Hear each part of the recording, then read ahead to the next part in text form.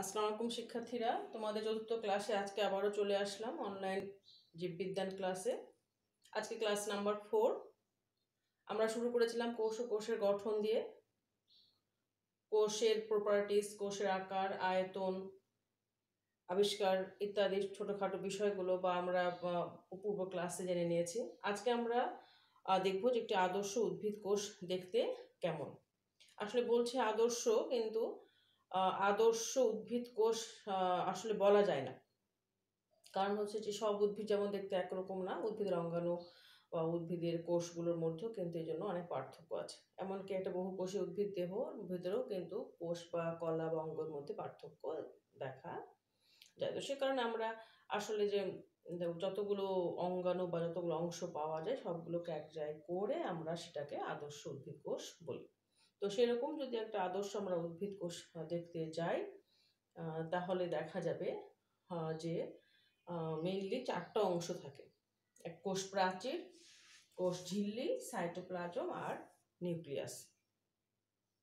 এবং এই চিত্রটাকে যদি আমরা দেখি, একসঙ্গে সবগুলো অঙ্গকে যদি একসঙ্গে করার চেষ্টা করি, তাহলে আমরা এরকম একটা ফিগার দেখতে পাই। সেখানে দেখো যে তোমরা পূর্ববর্তী ক্লাসেই পড়ে এসছো উদ্ভিদ কোষ এবং প্রাণী কোষ। উদ্ভিদ কোষ এবং প্রাণী কোষে কি কি অঙ্গাণু দেখা যায় সেটাও পড়েছো। আমরা এখানে আরো এটা ডিটেলসে পড়বো। আদর্শ উদ্ভিদ কোষের এই ছবিতে আমার দেখতে পাচ্ছ তোমরা যে আমরা জানি যে উদ্ভিদ কোষের একটি বিশেষ বৈশিষ্ট্য, অন্যান্য বৈশিষ্ট্য হচ্ছে যে উদ্ভিদ কোষের বাইরে জড়ো একটা কোষ প্রাচীর থাকে, সেলুলোজ নির্মিত কোষ প্রাচীর থাকে। তো সেই সেলুলোজ নির্মিত কোষ প্রাচীরটা সবচেয়ে বাইরে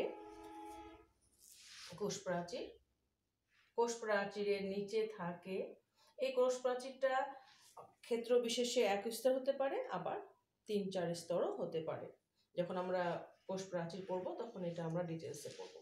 তো কোষ প্রাচীরের নিচে থাকে কোষ ঝিল্লি, সজীব কোষ ঝিল্লি, যেটাকে আমরা প্লাজমা মেমব্রেন বলে থাকি, বায়ো মেমব্রেন বলে থাকি, সেল মেমব্রেন বলে থাকি। কোষ ঝিল্লির ভেতরে যে সমস্ত যে অংশটুকু তুমি দেখতে পাচ্ছ, এই অংশটুকু বলা হয় প্রোটোপ্লাস্ট। এটা সজীব এবং নির্জীব দুটো বস্তু নিয়েই গঠিত প্রোটোপ্লাস্ট। এই প্রোটোপ্লাস্টের ভেতরে মেইনলি 3টা অংশ, একটা হচ্ছে কোষ ঝিল্লি, সাইটোপ্লাজম, নিউক্লিয়াস। এখানে এই সবচেয়ে বড় যে অংশটা দেখতে পাচ্ছ ফাঁকা যে সাদা অংশগুলো, সেটা হচ্ছে কি সাইটোপ্লাজম। এই সাইটোপ্লাজমের ভিতরে কি আছে? সাইটোপ্লাজম মাতৃকা বা হাইলোপ্লাজম বা সাইটোসোল বলে থাকি। এই সাইটোসোলের ভেতরেই যে অঙ্গাণুগুলো, বিভিন্ন অঙ্গাণুগুলো দেখা যাচ্ছে, সেগুলো হচ্ছে ভাসমান অবস্থায় থাকে। কি থাকে এখানে? থাকে প্রধান যে অংশটা একটা কোষে, সেটা হচ্ছে নিউক্লিয়াস। যে কোষটা, যে নিউক্লিয়াস না থাকলে আমরা কোষকে জীবিত এবং মৃত বলি। নিউক্লিয়াস বিহীন কোষ হচ্ছে মৃত। যেমন আমাদের পরিণত লোহিত রক্তকণিকায় কোনো নিউক্লিয়াস থাকে না। উদ্ভিদের ক্ষেত্রে যেমন দেখা যায় যে সিড নলে কোনো নিউক্লিয়াস থাকে না। তো এই নিউক্লিয়াস হচ্ছে উদ্ভিদ কোষে দেখো এক পাশে, আর অপর পাশে বড় একটা ফাঁকা জায়গা আছে, এটাকে বলা হচ্ছে কি কোষ গহ্বর। এই উদ্ভিদ কোষকে প্রাণী কোষ থেকে আলাদা করবার জন্য এই জায়গাটা বা কোষ গহ্বরটা কিন্তু খুব গুরুত্বপূর্ণ একটা বৈশিষ্ট্য। এই কোষটা দিয়ে আমরা এক নজরে দুটো কোষের মধ্যে পার্থক্য করতে পারি যে কোনটা প্রাণী কোষ, কোনটা উদ্ভিদ কোষ। উদ্ভিদ কোষের ক্ষেত্রে এই কোষ গহ্বরটা বড়, অনেকখানি জায়গা দখল করে থাকে, ফলে এই কোষ গহ্বরটার কারণে নিউক্লিয়াসটা একপাশে কি হয়ে যায়, সরে যায়। তোমরা প্রাণী কোষ দেখেছো যে সেখানে দেখেছো যে নিউক্লিয়াসটা মাঝখানে অবস্থান করে, তার কোষ গহ্বরগুলো ছোট ছোট।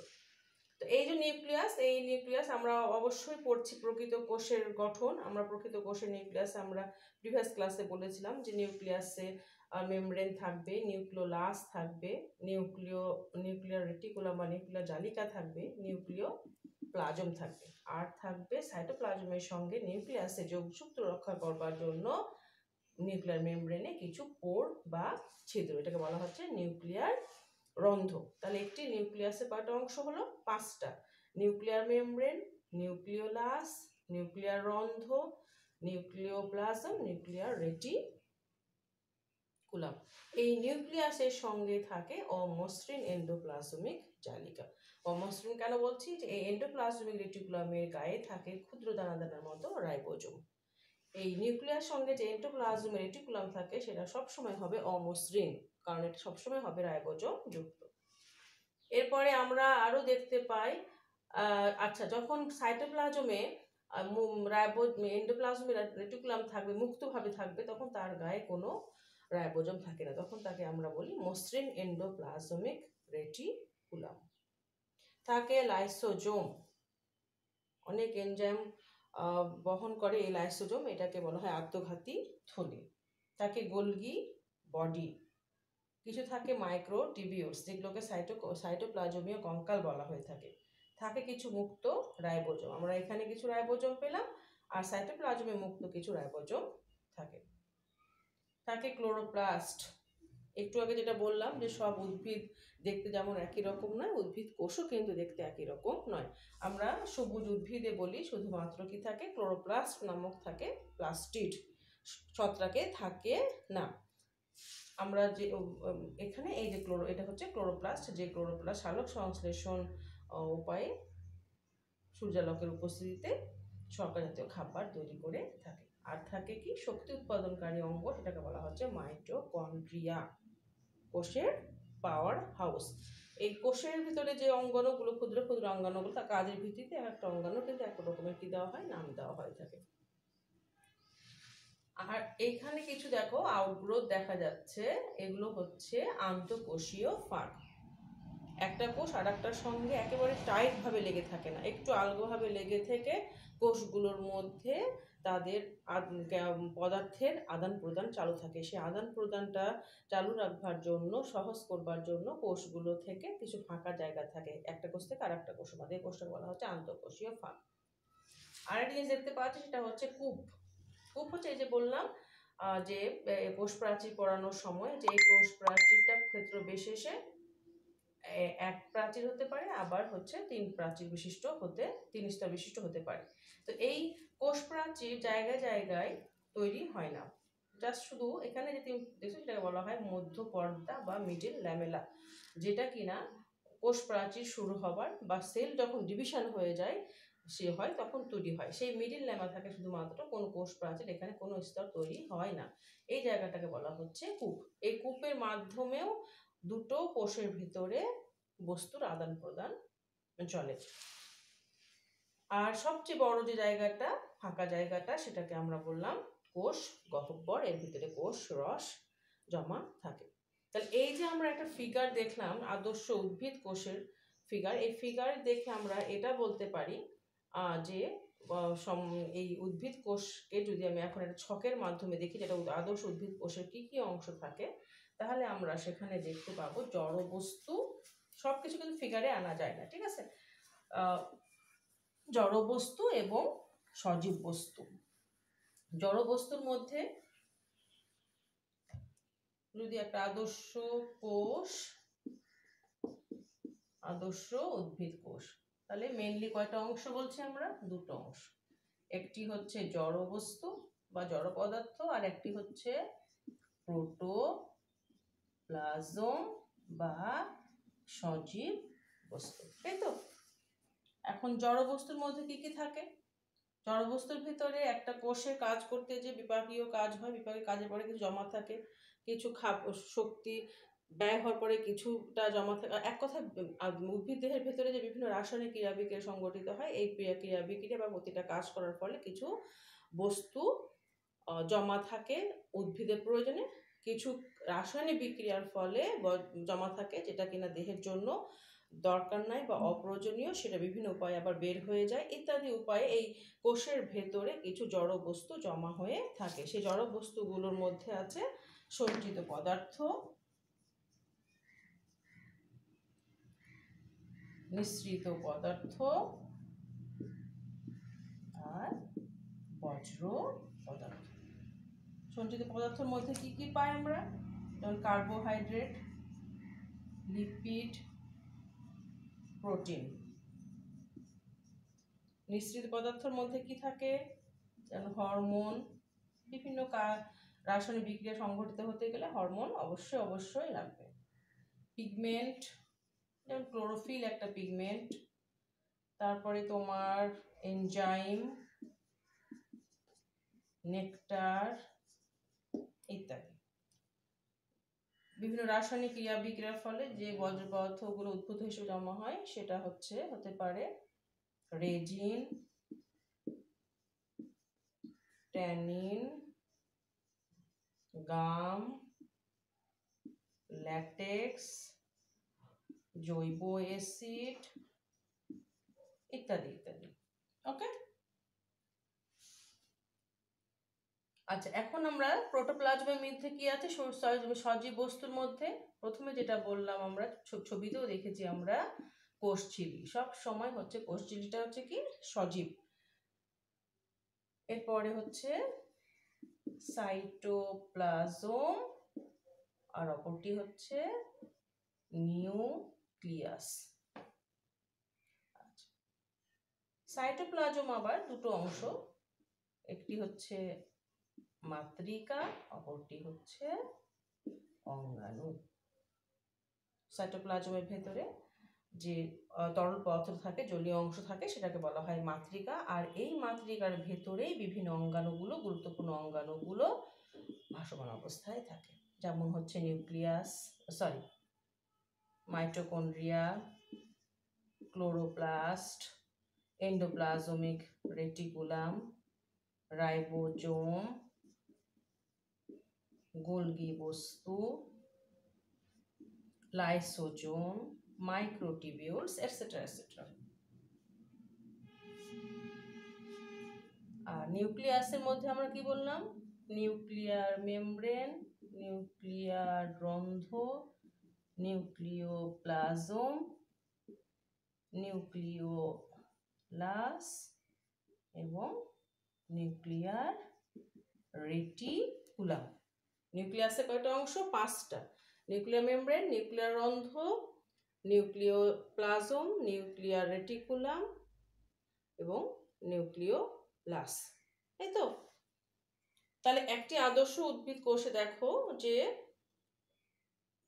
দুটো অংশ, একটা জড়বস্তু, একটা হচ্ছে সজীব। ছবিটাকে যদি আমি মাথায় রেখে দেখি তাহলে আমরা দেখতে পেলাম এই অংশগুলো ফিগারে, এগুলো আমাদের পড়ে নিতে হবে, ঠিক আছে? আর ফিগারে আমরা কিন্তু এগুলো দেখতেই পেলাম যে আমাদের কোষঝিল্লি, সাইটোপ্লাজম এবং নিউক্লিয়াস।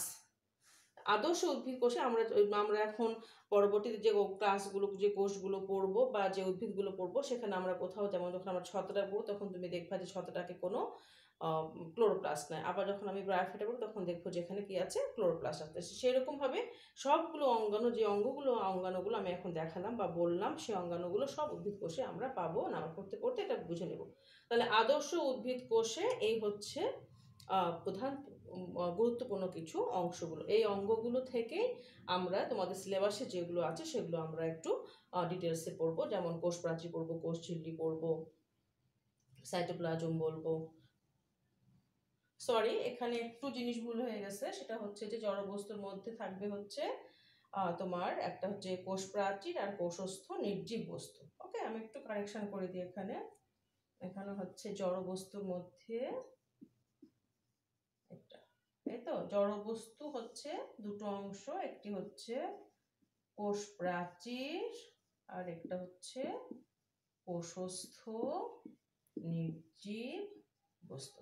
ওকে, এই কোষস্থ নির্জীব বস্তুরই হচ্ছে আবার কয়টা অংশ?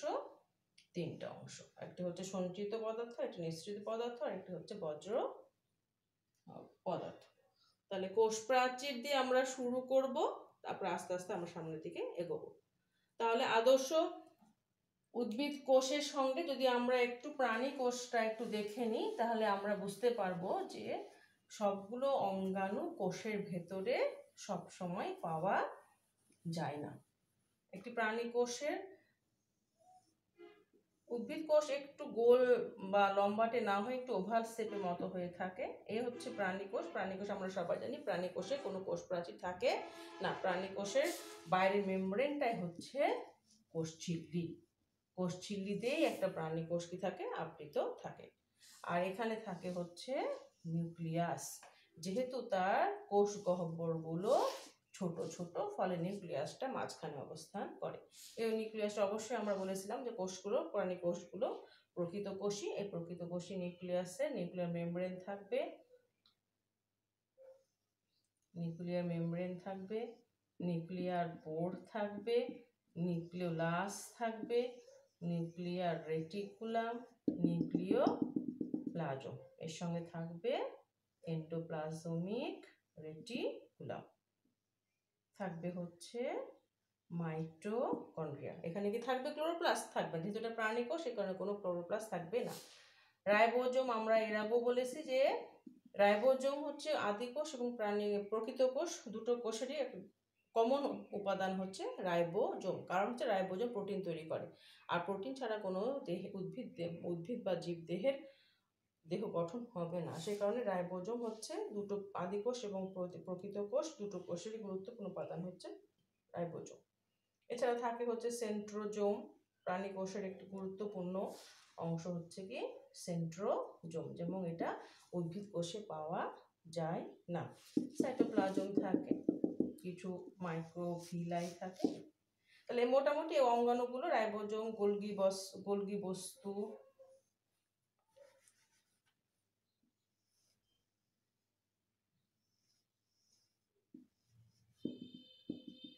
বস্তু, অমসৃণ বা মসৃণ এন্ডোপ্লাজমিক রেটিকুলাম। তাহলে উদ্ভিদ কোষ এবং প্রাণী কোষের মধ্যে তুমি এক নজর দেখলে যেটা তোমার সবচেয়ে আগে তুমি খেয়াল করতে হবে সেটা হচ্ছে এই নিউক্লিয়াস মাঝখানে থাকলে প্রাণী কোষ, আর সাইডে থাকলে উদ্ভিদ কোষ। আর উদ্ভিদ কোষের বাইরে থাকে জড় সেলুলোজ নির্মিত একটি শক্ত কোষ প্রাচীর, যেটা প্রাণী কোষে পাওয়া যায় না। কি থাকে এখানে? কোষ ঝিল্লি। উদ্ভিদ কোষে সেন্ট্রোজোম থাকে না, প্রাণী কোষে থাকে। উদ্ভিদ কোষে ক্লোরোপ্লাস্ট দেখেছি, প্রাণী কোষে কিন্তু ক্লোরোপ্লাস্ট দেখছি না।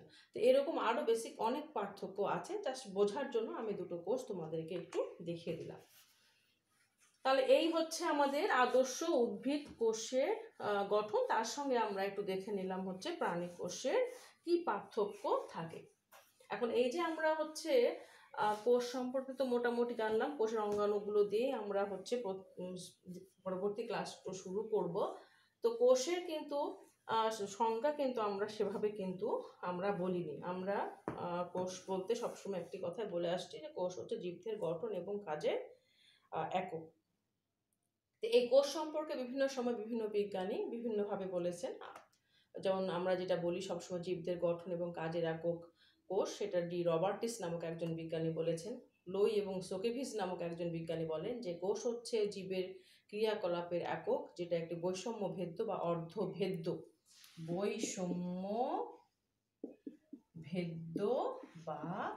অর্ধভেদ্য পর্দা দিয়ে আবৃত থাকে, যেটা কিনা নিজেই হচ্ছে প্রজননে বা বংশবৃদ্ধিতে সক্ষম।